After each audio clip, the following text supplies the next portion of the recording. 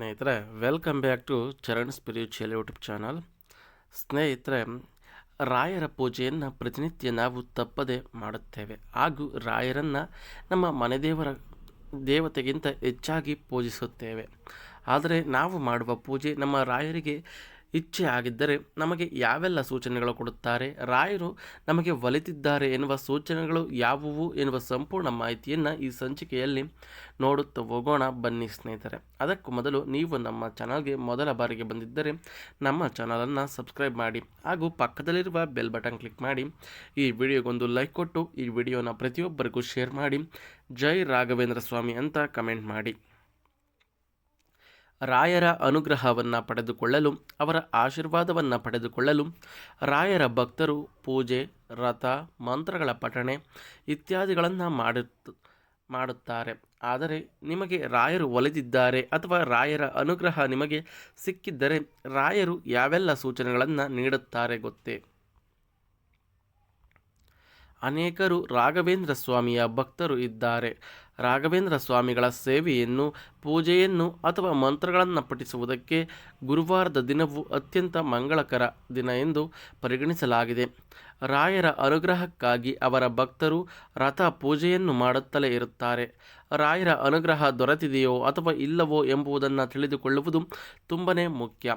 ರಾಯರ ಅನುಗ್ರಹ ನಿಮಗೆ ದೊರೆತಿದ್ದರೆ ಅಥವಾ ರಾಯರು ನಿಮ್ಮ ಪೂಜೆ ಪುನಸ್ಕಾರಗಳಿಂದ, ಮಂತ್ರಗಳ ಪಠಣೆಯಿಂದ ಒಲಿದಿದ್ದಾರೆ, ಯಾವೆಲ್ಲ ಸೂಚನೆಗಳು ನಿಮ್ಮ ಜೀವನದಲ್ಲಿ ಇರುತ್ತದೆ ಎಂಬುದನ್ನು ಈಗ ನೋಡುತ್ತಾ ಹೋಗೋಣ ಬನ್ನಿ.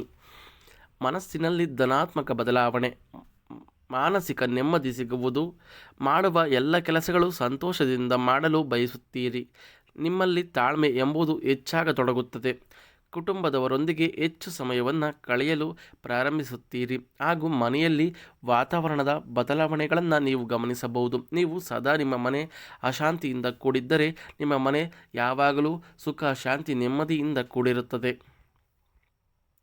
ಇನ್ನು ಸಂಕಲ್ಪಗಳು ಈಡೇರುವುದು. ರಾಯರ ಅನುಗ್ರಹವನ್ನು ಪಡೆದುಕೊಳ್ಳುವುದಕ್ಕಾಗಿ ಮಾತ್ರವಲ್ಲ, ಹೆಚ್ಚಿನವರು ತಮ್ಮ ಜೀವನದ ಅದೆಷ್ಟೋ ಸಮಸ್ಯೆಗಳಿಂದ ಮುಕ್ತರಾಗುವುದಕ್ಕಾಗಿ ಯಾವುದೋ ಒಂದು ಸಂಕಲ್ಪವನ್ನಿಟ್ಟುಕೊಂಡು ವ್ರತ, ಪೂಜೆ, ಮಂತ್ರವನ್ನು ಪಠಿಸುತ್ತಾ ಇರುತ್ತಾರೆ. ಹಣದ ಸಮಸ್ಯೆಗಳನ್ನು ಪರಿಹರಿಸುವಂತೆ, ಉದ್ಯೋಗದಲ್ಲಿನ ಸಮಸ್ಯೆಗಳನ್ನು ಪರಿಹರಿಸುವಂತೆ, ಶೈಕ್ಷಣಿಕ ರಂಗದಲ್ಲಿನ ಸಮಸ್ಯೆಗಳನ್ನು ಪರಿಹರಿಸುವಂತೆ ಹಾಗೂ ಇನ್ನಿತರ ಸಮಸ್ಯೆಗಳಿಂದ ಪರಿಹಾರವನ್ನು ನೀಡೆಂದು ರಾಯರ ಬಳಿ ಕೇಳಿಕೊಂಡಿರುತ್ತಾರೆ. ಪೂಜೆ, ವ್ರತವನ್ನು ಮಾಡಿರುತ್ತಾರೆ. ಈ ಸಂಕಲ್ಪಗಳು ಈಡೇರಬಹುದು. ಇದು ರಾಯರ ಅನುಗ್ರಹ ನಿಮ್ಮ ಮೇಲೆ ಇದೆ ಎನ್ನುವುದಕ್ಕೆ ಉತ್ತಮ ಉದಾಹರಣೆಯಾಗಿದೆ.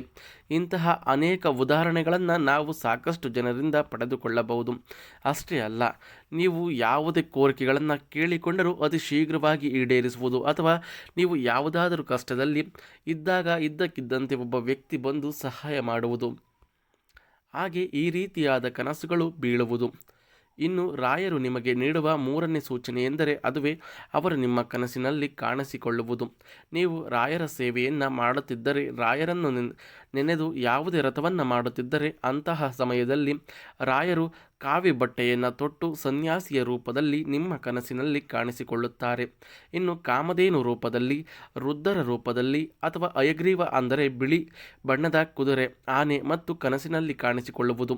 ಇವೆಲ್ಲ ಸೂಚನೆಗಳು ರಾಯರು ನಿಮ್ಮೊಂದಿಗೆ ಇದ್ದಾರೆ, ನಿಮಗೆ ಅವರ ವಿಶೇಷ ಅನುಗ್ರಹ ದೊರೆಯುತ್ತದೆ ಎಂಬುದಾಗಿದೆ.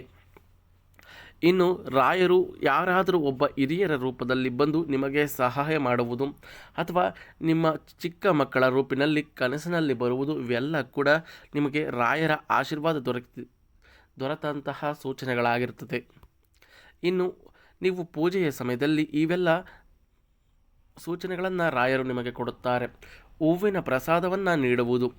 ರಾಯರನ್ನು ಪೂಜಿಸುವ ಸಮಯದಲ್ಲಿ ಅಥವಾ ರಾಯರನ್ನು ನಂಬಿ ಏನನ್ನಾದರೂ ಬೇಡಿಕೊಳ್ಳುತ್ತಿದ್ದರೆ ಅಂತಹ ಸಮಯದಲ್ಲಿ ರಾಯರ ವಿಗ್ರಹ ಅಥವಾ ಫೋಟೋದಿಂದ ಹೂವುಗಳು ಕೆಳಗೆ ಬಿದ್ದರೆ ಅಥವಾ ರಾಯರು ಹೂವಿನ ಪ್ರಸಾದವನ್ನು ನೀಡಿದರೆ ಅದು ನಿಮ್ಮ ಮೇಲೆ ರಾಯರ ಅನುಗ್ರಹ ಇರುವುದನ್ನು ಸೂಚಿಸುತ್ತದೆ. ಇನ್ನು ರಾಯರು ನಿಮ್ಮೊಂದಿಗಿದ್ದಾರೆ ಎಂದು ಹೇಳುವ ಈ ಸೂಚನೆ ತುಂಬ ವಿಶೇಷವಾದ ಸೂಚನೆ ಸ್ನೇಹಿತರೆ. ಈ ಸೂಚನೆ ಸಿಕ್ಕರೆ ಖಂಡಿತ ನಿಮ್ಮ ಜೀವನ ಪಾವನ. ಏಕೆಂದರೆ ನೀವು ಅಂದುಕೊಳ್ಳದಂತೆ ಬರುವ ಸೂಚನೆಗಳಿವು. ಯಾವುದಾದರೂ ಊರಿಗೆ ಅಥವಾ ಇನ್ಯಾವುದು ಸ್ಥಳಕ್ಕೆ ಹೋದಾಗ ರಾಯರ ದೇವಸ್ಥಾನಗಳ, ಮಠಗಳ ಅಥವಾ ರಾಯರ ವಿಗ್ರಹ ಅಥವಾ ಫೋಟೋಗಳ ದರ್ಶನ ಆಗುವುದು. ನೀವು ಹೋಗುವ ದಾರಿಯಲ್ಲಿ ನಿಮಗೆ ರಾಯರ ಮಠಗಳು ಸಿಗುವಂಥದ್ದು ಕೂಡ ರಾಯರು ನಿಮಗೆ ಒಲಿದಿದ್ದಾರೆ ಎಂಬುದರ ಸೂಚನೆಯಾಗಿದೆ. ನೀವು ರಾಯರ ದರ್ಶನವನ್ನು ಪಡೆದುಕೊಳ್ಳಬೇಕೆಂದು ಮಠಗಳಿಗೆ ಹೋಗುವಾಗ ತಡವಾಗಿ ಮಠಗಳ ಬಾಗಿಲು ಮುಚ್ಚಿದ್ದರೆ, ಅಂತಹ ಪರಿಸ್ಥಿತಿಯಲ್ಲಿ ಯಾರೋ ನಿಮಗೆ ಮಂತ್ರಾಕ್ಷತೆಯನ್ನು ನೀಡಿದರೆ ಅಥವಾ ನೇರವಾಗಿ ಮಠದಲ್ಲಿ ರಾಯರ ದರ್ಶನವಾಗದೇ ಇದ್ದರೂ ಪರೋಕ್ಷವಾಗಿ ರಾಯರ ಫೋಟೋ ಅಥವಾ ವಿಗ್ರಹ ಅಥವಾ ಬೃಂದಾವನಗಳ ಫೋಟೋಗಳು ಕಣ್ಣಿಗೆ ಕಾಣಿಸಿದರೂ ರಾಯರಿಗೆ ನೀವು ಪ್ರಿಯರಾಗಿದ್ದೀರಿ ಎಂದು ಅರ್ಥ. ಸ್ನೇಹಿತರೆ, ರಾಘವೇಂದ್ರ ಸ್ವಾಮಿಯ ಪೂಜೆ ಮಾಡುವವರು ತುಂಬ ಪುಣ್ಯವಂತರು ಅಂತ ಹೇಳಬಹುದು. ಏಕೆಂದರೆ ಯಾವುದೇ ಕಷ್ಟ ಇದ್ದರೂ ಕೂಡ ರಾಯರು ಅತಿ ಬೇಗನೆ ನಮ್ಮ ಕಷ್ಟಗಳನ್ನು ತೀರಿಸುತ್ತಾರೆ. ಅದು ಎಂತಹ ಬೆಟ್ಟದಂಥ ಕಷ್ಟ ಇದ್ದರೂ ಮಂಜಿನಂತೆ ಕರಗಿಸುತ್ತಾರೆ. ಎಷ್ಟೋ ಜನ ರಾಯರನ್ನು ಒಲಿಸಿಕೊಳ್ಳಲು ನಾನಾ ರೀತಿಯ ಪೂಜೆ ಪುನಸ್ಕಾರಗಳನ್ನು ಮಾಡುತ್ತಾರೆ. ಆದರೆ ಆಡಂಬರಕ್ಕೆ ಯಾವುದೇ ದೇವತೆಗಳು ಒಲಿಯುವುದಿಲ್ಲ ಸ್ನೇಹಿತರೆ. ನಾವು ಹೇಗೆ ಬೇಕಾಗಿ ಪೂಜೆ ಪುನಸ್ಕಾರಗಳನ್ನು ಮಾಡಿ ದೇವತೆಗಳನ್ನು ಒಲಿಸಿಕೊಳ್ಳುತ್ತೀವಿ ಎನ್ನುವ ಮಾತು ಸುಳ್ಳು ಸ್ನೇಹಿತರೆ. ದೇವರುಗಳಿಗೆ ಬೇಕಾಗಿರುವುದು ಮೊದಲು ನಾವು ಮಕ್ಕಳಿಗೆ ತೋರಿಸುವಂತಹ ಪ್ರೀತಿ. ಅದೇ ರೀತಿ ನಾವು ಒಳ್ಳೆಯ ಮನಸ್ಸಿನಿಂದ ಪೂಜೆ ಪುನಸ್ಕಾರವನ್ನು ಮಾಡಿದರೆ ಖಂಡಿತವಾಗಿ ಯಾವ ದೇವತೆಗಳಾಗಲಿ ಅತಿ ಶೀಘ್ರವಾಗಿ ಒಲಿಯುತ್ತಾರೆ ಹಾಗೂ ನಮ್ಮ ಆಸೆ ಕನಸುಗಳನ್ನು ಈಡೇರಿಸುತ್ತಾರೆ. ನಮ್ಮ ಕೋರಿಕೆಗಳು ಯಾವುದಿದ್ದರೂ ಅತಿ ಶೀಘ್ರವಾಗಿ ಒಳಿತಾಗುತ್ತದೆ. ಅದು ಒಳ್ಳೆಯ ರೀತಿಯಲ್ಲಿ ಮಾತ್ರ ಇರಬೇಕು ಕೋರಿಕೆಗಳು. ನಾವು ಬೇಡದ್ದನ್ನೆಲ್ಲ ದೇವರ ಬಳಿ ಅಥವಾ ನಾವು ಆರಾಧಿಸುವ ದೇವರುಗಳ ಬಳಿ ಕೇಳಿಕೊಳ್ಳಬಾರದು ಸ್ನೇಹಿತರೆ. ಇನ್ನು ರಾಘವೇಂದ್ರ ಸ್ವಾಮಿಗಳನ್ನು ಅತಿ ಹೆಚ್ಚಾಗಿ ಪೂಜಿಸುವವರನ್ನು ನೀವು ಗಮನಿಸಬಹುದು. ಪೂಜೆಯ ಸಮಯದಲ್ಲಿ, ಪ್ರತಿನಿತ್ಯ ಪೂಜೆ ಸಮಯದಲ್ಲಿ ಹೂ ಪ್ರಸಾದವನ್ನು ನೀಡುವುದು ಅಥವಾ ಯಾವುದಾದರೂ ವಿಶೇಷವಾದಂತಹ ದಿನಗಳಲ್ಲಿ ಅವರ ಅಪ್ಪಣೆ ಮೇರೆಗೆ ಏನನ್ನಾದರೂ ಒಳ್ಳೆಯ ಕೆಲಸಗಳು ನಡೆಯುವುದು ಹಾಗೂ ನಾವು ಅಂದುಕೊಳ್ಳದ ರೀತಿ ನಮಗೆ ಏನಾದರೂ ಉಡುಗೊರೆಯಾಗಿ ಬರುವುದು. ನಾನು ಮೊದಲೇ ತಿಳಿಸಿದಂತೆ ಮಂತ್ರಾಕ್ಷತೆ ಸಿಕ್ಕರೆ ತುಂಬ ಅದೃಷ್ಟವಂತ ಸ್ನೇಹಿತರೆ. ಏಕೆಂದರೆ ಎಲ್ಲರಿಗೂ ಕೂಡ ಆ ಅದೃಷ್ಟ ಇರುವುದಿಲ್ಲ. ಯಾರು ಶ್ರದ್ಧೆ, ಭಕ್ತಿ, ನಂಬಿಕೆಯಿಂದ ಪೂಜಿಸುತ್ತಾರೋ ಅಂಥವರಿಗೆ ಮಾತ್ರ ದೇವತೆಗಳ ಆಶೀರ್ವಾದ ಲಭಿಸುವುದು. ಅದರಲ್ಲೂ ರಾಯರ ಆಶೀರ್ವಾದವಿದ್ದರೆ ಖಂಡಿತ ಅವನು ಜಯವನ್ನು ಗಳಿಸಬಹುದು. ಎಂತಹ ಕಷ್ಟದಲ್ಲೂ ಕೂಡ ರಾಯರು ನಮ್ಮನ್ನು ಕೈ ಹಿಡಿಯಬೇಕು ಎಂದರೆ ನಾವು ಅಷ್ಟೇ ಭಕ್ತಿ ನಿಷ್ಠೆಯಿಂದ ಪೂಜೆಯನ್ನು ಮಾಡಬೇಕು.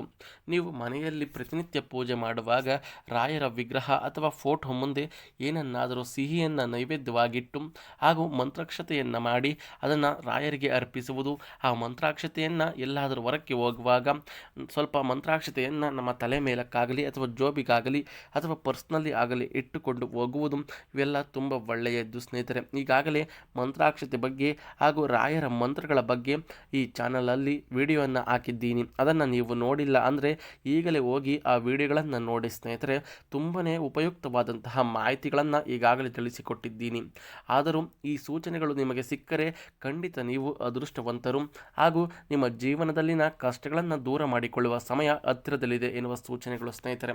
ಈ ಮಾಹಿತಿ ಇಷ್ಟವಾದರೆ ನಮ್ಮ ಚಾನಲನ್ನು ಸಬ್ಸ್ಕ್ರೈಬ್ ಮಾಡಿ ಹಾಗೂ ಪಕ್ಕದಲ್ಲಿರುವ ಬೆಲ್ ಬಟನ್ ಕ್ಲಿಕ್ ಮಾಡಿ ಈ ವಿಡಿಯೋಗೊಂದು ಲೈಕ್ ಕೊಟ್ಟು ಈ ವಿಡಿಯೋನ ಪ್ರತಿಯೊಬ್ಬರಿಗೂ ಶೇರ್ ಮಾಡಿ. ಜೈ ರಾಘವೇಂದ್ರ ಸ್ವಾಮಿ ಅಂತ ಕಮೆಂಟ್ ಮಾಡಿ ಸ್ನೇಹಿತರೆ. ಧನ್ಯವಾದಗಳು.